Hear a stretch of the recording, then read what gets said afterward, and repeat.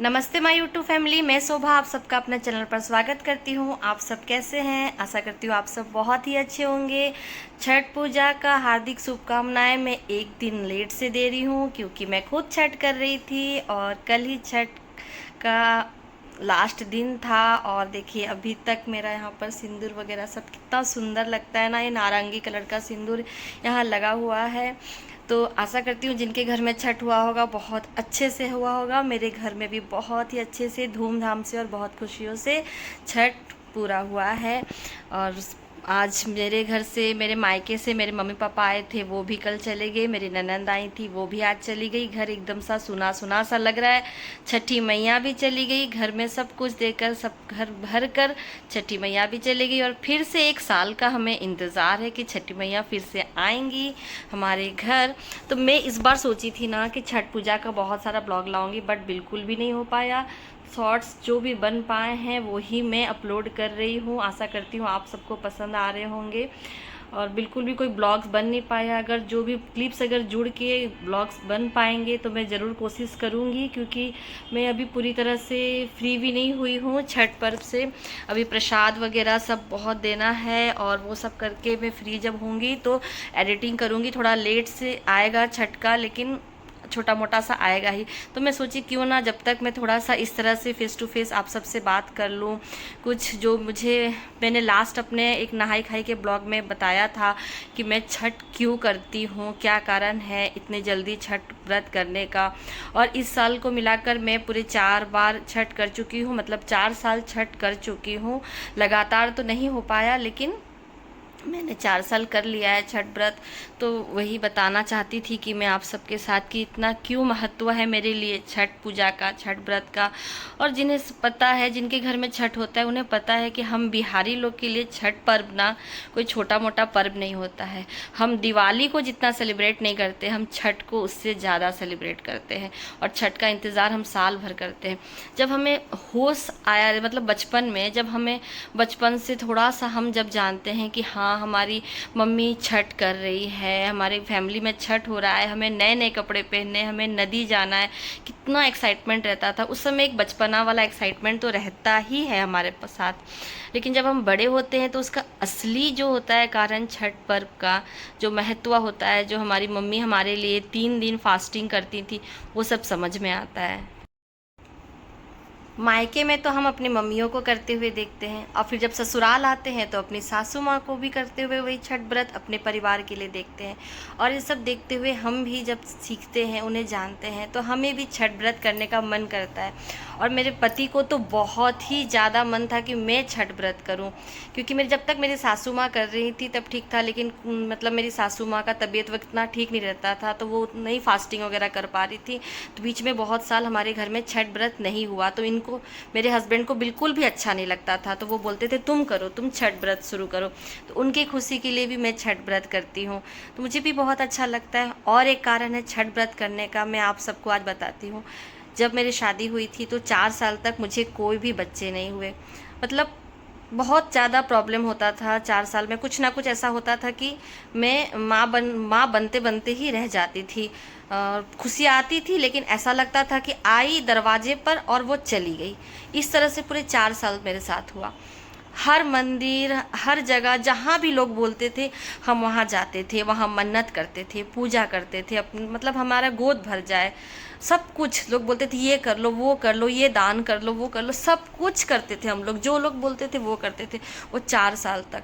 फिर किसी ने कहा कि तुम छठ पूजा में जो छठ व्रत करती हैं, उनसे बस तुम आंचल में अपना कुछ चना और प्रसाद ले लो और मांग लो कि मेरी गोद भर जाएगी तो मैं भी छठ व्रत करूँगी। तो मैंने भी ऐसा ही किया। मैं जो छठ व्रत करते थे, मैं उनसे अपने आंचल में मांगी।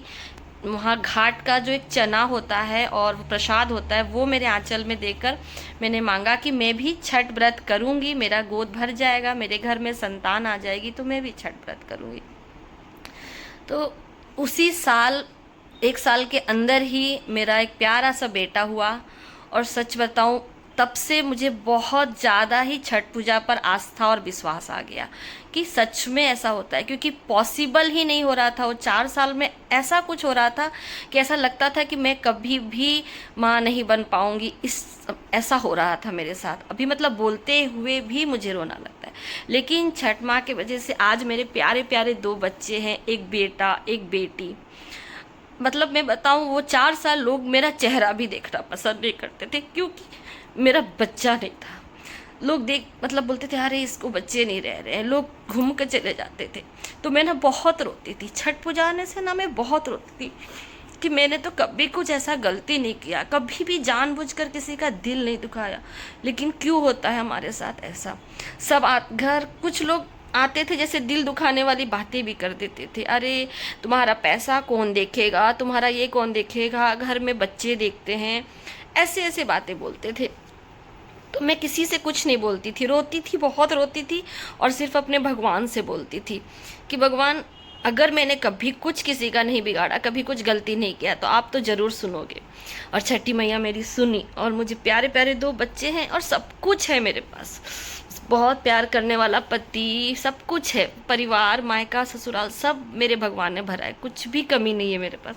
तो इसीलिए मैं छठ व्रत करती हूँ, और छठ व्रत जब तक मैं जिंदा रहूँगी ना, तब तक पूरी कोशिश करूँगी कि हर साल मैं छठ व्रत करूँ, और अपने बच्चों के लिए, अपने पति के लिए, अपने मायके, ससुराल, सबकी खुशियों के लिए मैं हर साल छठ व्रत जरूर करूँगी, और पूरे अच्छे से श्रद्धा के साथ करूँगी। तो ये छठ व्रत का जो मैंने लास्ट टाइम भी बोला था ना कि मैं क्यों करती हूँ छठ व्रत, तो बस अपने संतान के लिए। वो 4 साल जो मैंने देखा है, वो जो फेज़ था, अगर मैं मतलब सोचती भी हूँ ना तो मुझे बहुत रोना आता है। वो समय जैसा था, बहुत ज़्यादा ही अजीब सा। तो इसीलिए अगर छठी मैया नहीं होती तो शायद मतलब मैं कभी भी खुश ही नहीं हो पाती।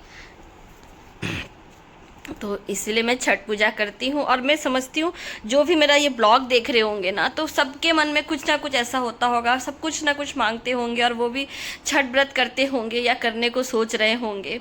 तो देखिए, छठी मैया बहुत ताकत देती है, सबको ताकत देती है। और ऐसा नहीं है कि आप हमेशा बहुत कुछ दिखावा करके छठ व्रत करें, नहीं, आप थोड़े से भी कर सकते हैं, बस मन में आस्था होना चाहिए इस महापर्व के लिए। तो यही कारण है कि मैं ये छठ व्रत करती हूँ, और बहुत ही खुशियों के साथ ये 3 दिन का मेरा छठ व्रत पूरा हो गया है, और मैं भी बहुत खुश हूँ कि हर अगले साल फिर से करूँगी। और ये 1 साल बस छठी मैया अच्छे से पूरा इस साल को बिता दें, सब कुछ खुशियों से भरा रहे। मैं यही बोलती हूँ हमेशा छठी माँ को। और आप सब जो भी मेरा ये ब्लॉग देख रहे हैं, आप सब पर भी आशीर्वाद छठी माँ का बने रहे। आप सब भी ज़रूर हाथ जोड़ के छठी मैया से आपको जो भी आपके मन में हो, आप ज़रूर मांगिएगा। तो आपको मैं ज़्यादा कुछ नहीं बोलना चाहती हूँ, बस ये मेरा छोटा सा ब्लॉग आपको कैसा लगा ज़रूर बताइएगा।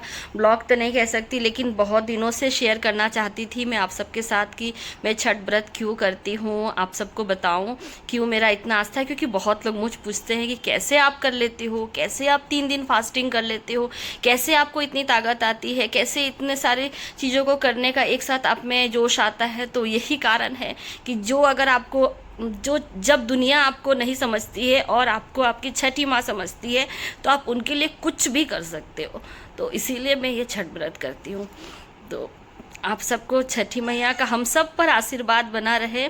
आप सबको छठ व्रत का फिर से शुभकामनाएं। और ज़रूर मैं छोटा सा एक ब्लॉग लाऊंगी, और मेरे चैनल पे जो भी शॉर्ट्स आते हैं आप सब देखिए, ज़रूर पसंद कीजिए, लाइक कीजिए। चैनल को अगर अभी तक सब्सक्राइब नहीं किया है, आप मेरे चैनल पर नए आए हुए हैं तो प्लीज़ सब्सक्राइब कर लीजिएगा। अच्छे अच्छे ब्लॉग लाने का कोशिश करूँगी। और आप भी आपके साथ क्या एक्सपीरियंस हुआ है छठ व्रत का, आप कैसे, आपके लिए क्या महत्व रखता है, आप चाहे तो कॉमेंट बॉक्स में ज़रूर बताइएगा। मैं हर एक कॉमेंट को पढ़ती हूँ।